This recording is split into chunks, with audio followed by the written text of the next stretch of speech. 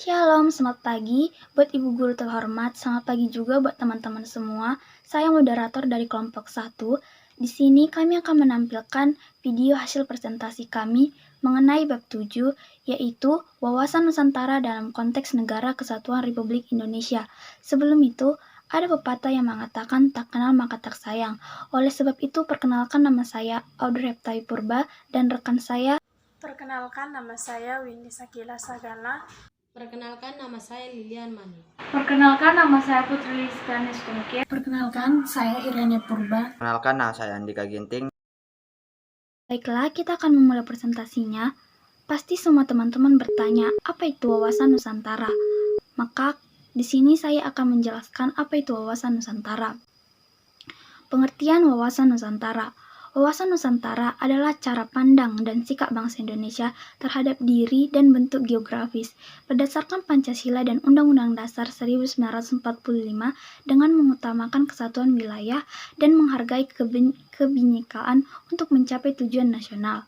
Istilah wawasan Nusantara berasal dari 3 kata dalam bahasa Jawa, yaitu wawas, nusa, dan antara. Apabila diartikan satu persatu, wawas berarti pandangan, tinjauan, penglihatan.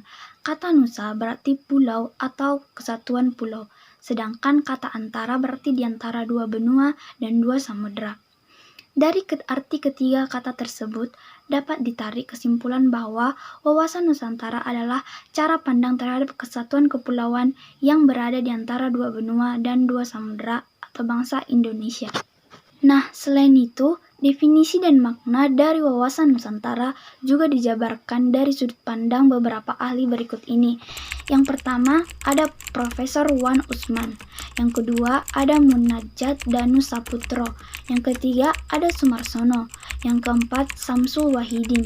Yang kelima, Sri Janti.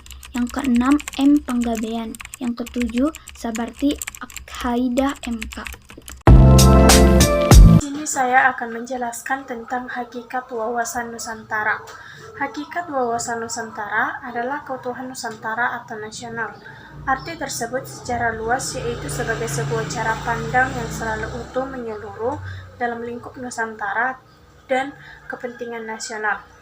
Setiap warga negara dan aparatur negara harus berpikir, bersikap, dan bertindak secara utuh serta menyeluruh, semata-mata demi kepentingan bangsa dan negara Indonesia. Hal tersebut juga mencakup produk yang dihasilkan oleh lembaga negara yang wajib untuk selalu berada dalam lingkup dan juga demi kepentingan bangsa Indonesia, serta yang terpenting tanpa mengesampingkan kepentingan daerah, golongan, dan individu. Itulah mengapa hakikat wawasan Nusantara ini ialah keutuhan serta kesatuan wilayah nasional atau persatuan bangsa serta wilayah. Di dalam garis besar haluan negara atau GBHN disebutkan juga apabila hakikat dari wawasan Nusantara diwujudkan dengan pernyataan bahwa Kepulauan Nusantara ialah sebagai satu kesatuan ekonomi, politik, sosial budaya, serta pertahanan keamanan. Contoh hakikat wawasan Nusantara adalah cara pandang bangsa Indonesia terhadap rakyat, bangsa, dan wilayah negara Kesatuan Republik Indonesia yang meliputi darat, laut, dan udara di atasnya sebagai satu kesatuan politik, ekonomi, sosial budaya, dan pertahanan keamanan. Asas wawasan Nusantara. Asas wawasan Nusantara adalah pedoman menentukan kebijaksanaan yang bertujuan untuk menjaga kesatuan dan persatuan. Dengan menjaga kesatuan akan menjaga kepentingan bersama dibandingkan kepentingan pribadi. Adapun 6 asas wawasan Nusantara yaitu yang pertama asas solidaritas. Asas solidaritas dibutuhkan agar terbentuk hubungan antar sesama yang menimbulkan rasa percaya, menghormati, dan saling berkorban. Sikap ini diperlukan agar masyarakat tidak tercerai-berai dan membeda-bedakan orang lain. Yang kedua yaitu asas keadilan. Asas keadilan adalah memberikan jaminan penggantian yang layak kepada pihak yang berhak dalam proses pengadaian tanah, sehingga mendapatkan kesepakatan untuk melangsungkan kehidupan yang lebih baik. Yang ketiga, asas kejujuran. Asas kejujuran merujuk pada keberanian berpikir, berkata, dan bertindak sesuai dengan realitas dan ketentuan yang berlaku. Yang keempat, asas kerjasama. Asas kerjasama berhubungan dengan adanya koordinasi dan saling pengertian yang didasarkan atas kesetaraan kerja kelompok, baik itu kelompok kecil maupun besar, sehingga terciptanya sinergi yang lebih baik. Yang kelima, asas kesamaan tujuan. Asas kesamaan tujuan mempunyai tujuan serta kepentingan yang sama. Contohnya yaitu di masa kemerdekaan, saat semua rakyat Indonesia berjuang bersama-sama mengusir para penjajah. Yang keenam yaitu asas kesetiaan. Asas kesetiaan terhadap kesepakatan bersama untuk menjadi bangsa dan mendirikan negara Indonesia yang dimulai dengan dicetuskan dan dirintiskan oleh Budi Utomo pada tahun 1908, Sumpah Pemuda pada tahun 1928, dan Proklamasi Kemerdekaan 17 Agustus 1945. Kesetiaan terhadap kesepakatan bersama ini sangatlah penting dan menjadi tonggak utama terciptanya persatuan dan kesatuan dalam kebinekaan. Kedudukan, fungsi, dan tujuan Wawasan Nusantara. 1. Kedudukan.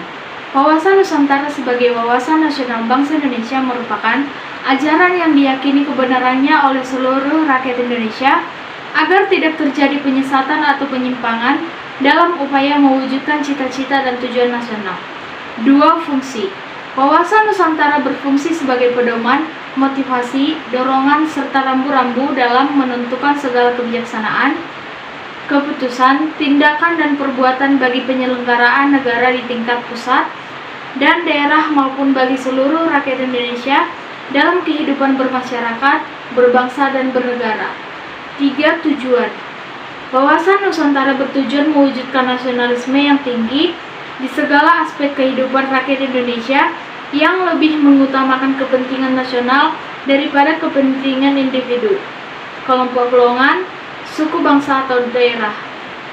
Kepentingan-kepentingan tersebut tetap dihormati, diakui, dan dipenuhi, selama tidak bertentangan dengan kepentingan nasional atau kepentingan masyarakat.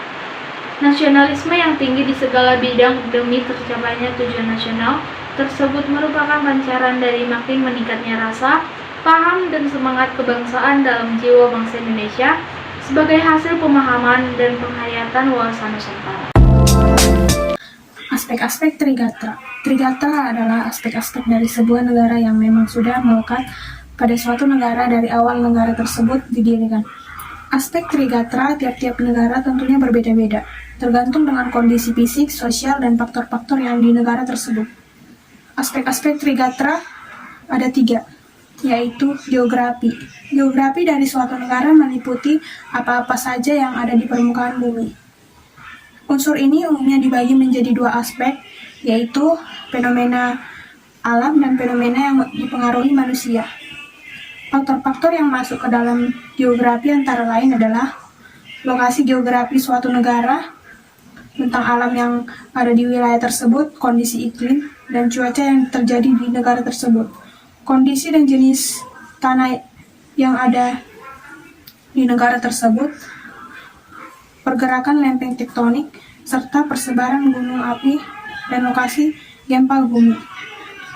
Keberadaan bentang alam seperti sungai, danau, dan pegunungan. 2. Kekayaan alam.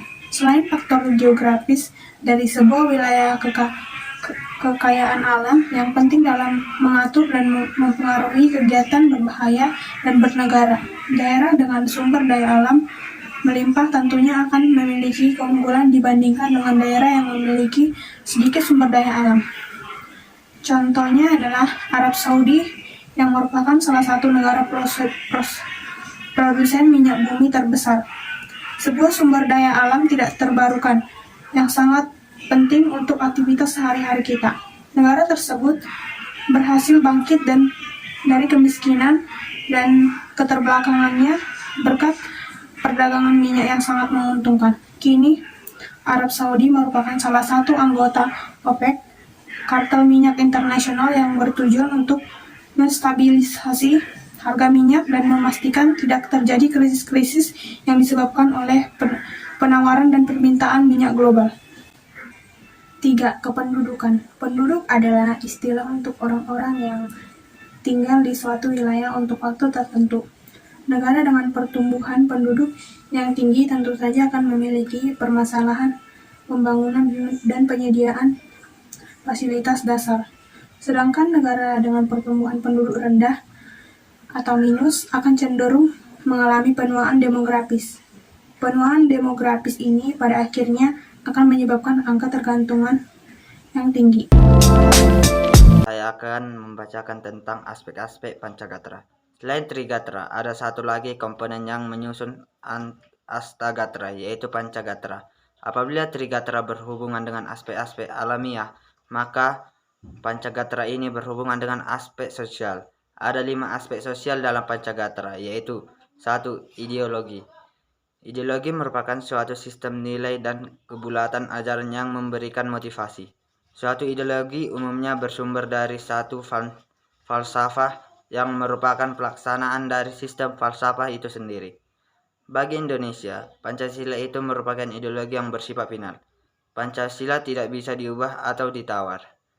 2. Politik. Sistem politik Indonesia merupakan asas haluan usaha serta kebijakan negara tentang pembinaan serta penggunaan potensi nasional, baik yang potensial maupun yang efektif, secara totalitas untuk mencapai tujuan nasional. Kegiatan politik negara Indonesia dibagi 2 jenis, yaitu 1. Politik dalam negeri, 2. Dan luar negeri. 3. Ekonomi. Aspek ekonomi berhubungan dengan kegiatan pemenuhan kebutuhan masyarakat, serta usaha untuk meningkatkan kesejahteraan rakyat. Upaya peningkatan kesejahteraan rakyat dapat dilihat dari sistem perekonomian Indonesia yang disusun sebagai usaha bersama berdasarkan asas kekeluargaan. Selain itu, Indonesia juga menerapkan sistem perekonomian kerakyatan, yaitu sistem ekonomi yang berbasis pada kekuatan ekonomi rakyat. 4. Sosial budaya.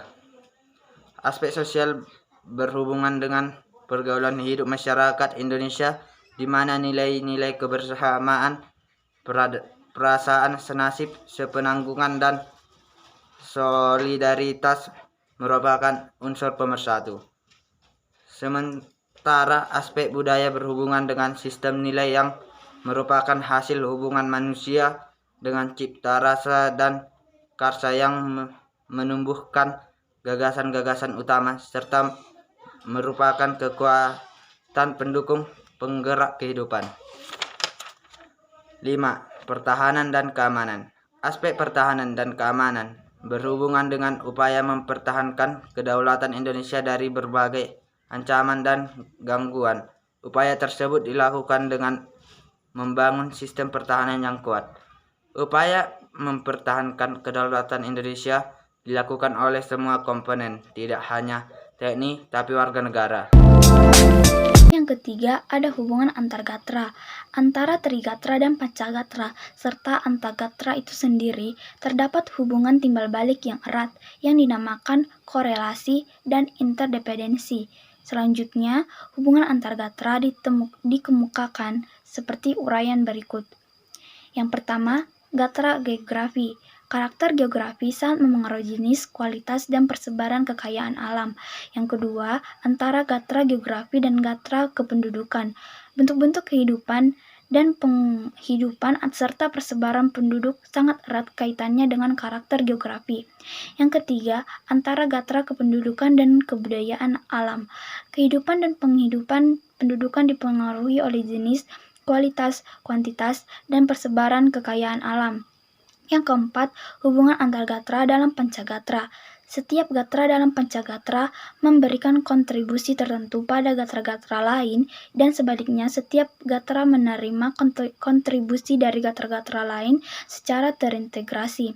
Astagatra dalam pendekatan kesejahteraan dan keamanan mempunyai peranan tergantung dari sifat setiap gatra. Yang pertama, gatra alamiah mempunyai peranan sama besar baik untuk kesejahteraan maupun untuk keamanan. Yang kedua, gatra ideologi, politik, dan sosial budaya. mempunyai peranan sama besar untuk kesejahteraan dan keamanan.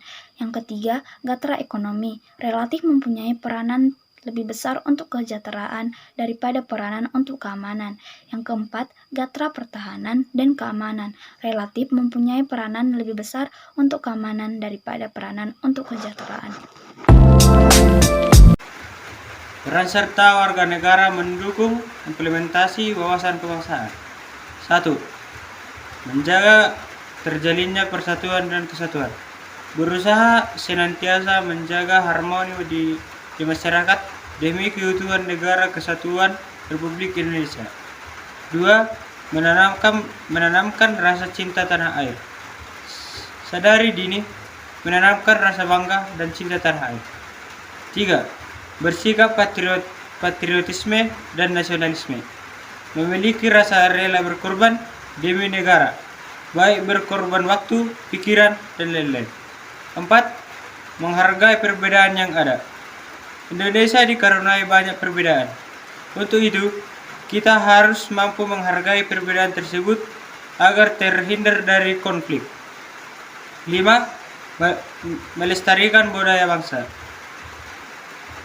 Banyaknya budaya yang ada di Indonesia sudah sepatutnya mendapat perhatian khusus, agar budaya tersebut senantiasa lestari dan tidak cepat punah. 6. Pengambilan keputusan dengan musyawarah mufakat.